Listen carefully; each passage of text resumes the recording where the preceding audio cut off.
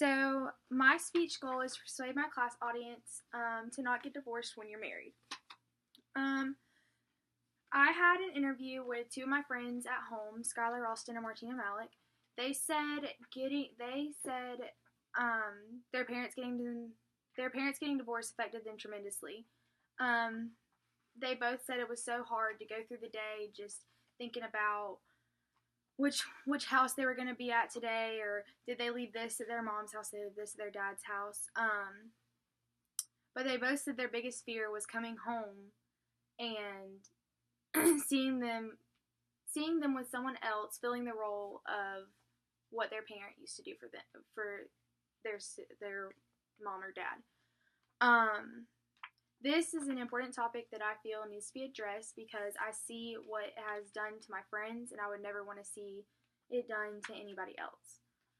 I'm still currently friends with both of them, and I've watched them grow and get stronger from the situation, and they have learned how to handle situations just better because they had that experience with their parents getting divorced. I'm going to inform you about how it affects a child in school, how it affects boys and girls differently, and how it affects other relationships with other people. First, I'm going to talk to you about how it affects their education. In elementary school, they're more likely to get held back, and they have lower test scores.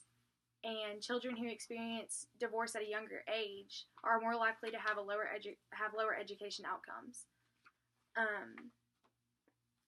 They found that when a child experiences a divorce at such a young age is when the effect of the education is like stronger, like not good.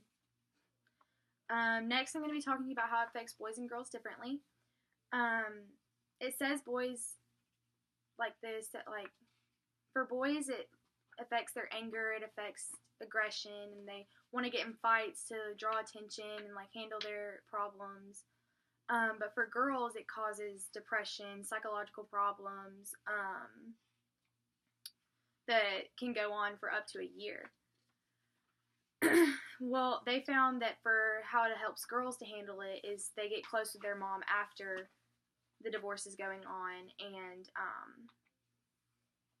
for boys they found that although they feel like they lost their male figure in their life, that the father still needs to be involved constantly. Finally, I'm going to be talking to you about how it affects other relationships with other people. This could affect their relationships with people, their trusting, their love life, it could go on.